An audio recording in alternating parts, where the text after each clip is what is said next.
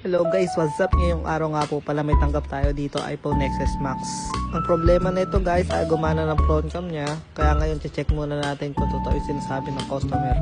Dito guys nilapag ko muna para ma-check natin front cam niya. Yan nga guys, pagkapindot ko wala talaga siya front cam.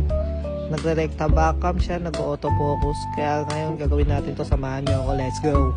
Ito nga pala guys, napalitan na natin siya ng camera kaso ayaw niya pa din gumana. Kahit anong pindot ko, ganun pa din, nagbe-blurred pa din siya. Kaya ngayon gagawin natin dito guys, re-restore natin siya.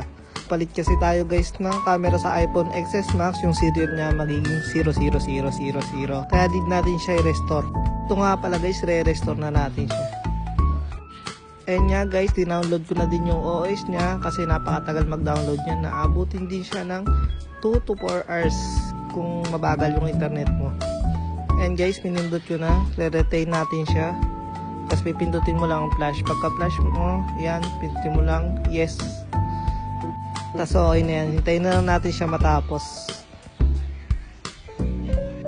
At yun na nga guys, kinat ko na guys para matapos na. Sobrang tagal po kasi nang aabutin din siya ng 2 to 3 hours para matapos. Dito guys, inopen ko na siya para ma-check natin kung gumagana yung front cam niya. Ay na nga guys, gumana yung front cam niya. Ang galing! Sa mga gusto mong pagawa dyan guys, nasa comment section address namin.